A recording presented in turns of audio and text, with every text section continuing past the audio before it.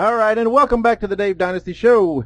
We are now joined by a special guest who is heading up a project very dear to the show's heart. On the line, we've got Chris Smith with the movement to get a statue erected in Milwaukee for the Crusher. Chris, how are we doing? Good. Thank you for having me on your show. Absolutely. Tell us a little bit about how this movement, this initiative, how it got started. Well, I just live in the area of South Milwaukee, and when I think of South Milwaukee, I would always think of the Crusher and think that it was so cool that he lived here, was from here. His, wrestling personality, if you will, was like he was the guy that made Milwaukee famous. He was announced as the man that made Milwaukee famous. And then I realized that there wasn't really anything commemorating him at all. And then I realized that there's really nothing on the WWE network about him.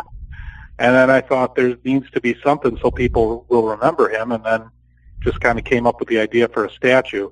In Milwaukee, we have a statue of Arthur Fonzarelli from Happy Days, which was set in Milwaukee, and it seems to be pretty popular, even though it was a little controversial when it first was being created.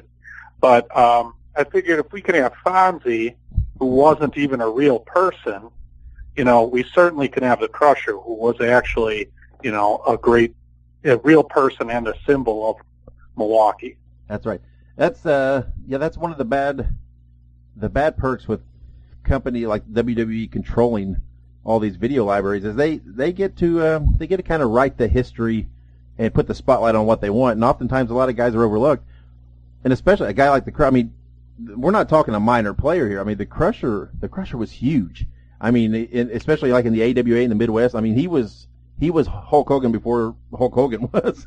He was huge. Yeah, you are absolutely right. I mean, if you watch his matches and his promos, I put the Crusher in top 5 of all time of the full, the charisma and just the total package.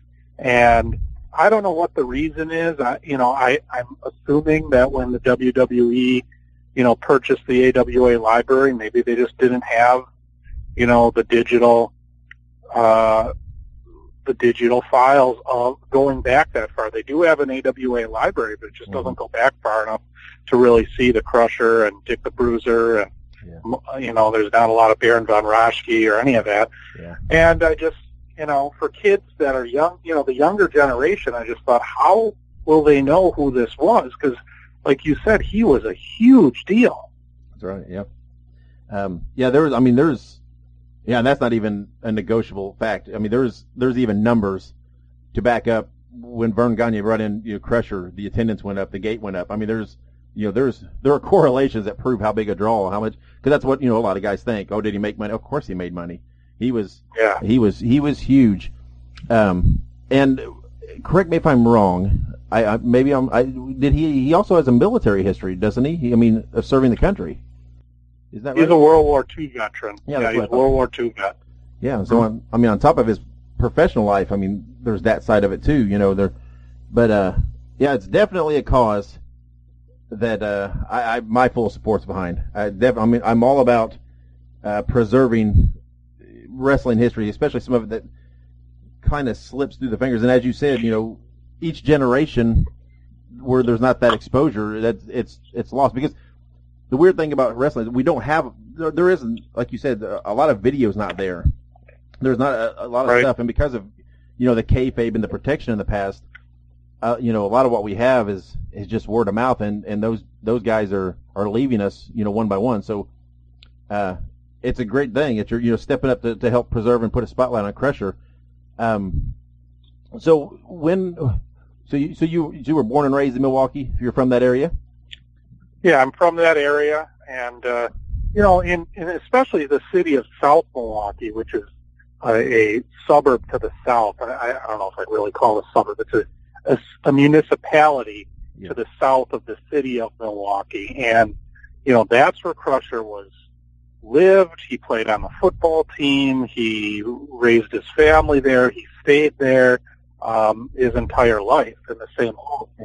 And everyone in this area, it seems when you talk to them, the older generation, like my parents' generation, has a story about him because he, stayed in the community and, all interactions that I've ever heard are positive. People would knock on his door at all hours of the day and night, and he would open it. He never turned down an autograph.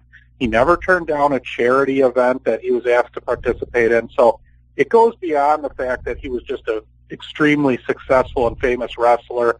It even goes beyond the fact that he was a military veteran. He was just a really good human being. Right. Yeah, and that's another kind of a pitfall of professional wrestling. Sometimes the only stories we hear are the bad ones, of the guys that made mistakes and did, these bad things. And sometimes gets too much attention, and we forget about those guys that, put a positive light on the business. So if someone is looking to get, because you have a GoFundMe out there, right? Correct. How can someone? What's the easiest way for someone to look that up or to get to that page if they would want to make a donation and support the cause? The easiest way is to go to dacrusher.org. That's dacrusher.org, and then there's a big link there that says donate. And we're taking donations. We're pretty much all the way there as far as the money we need for the statue. So this thing is happening.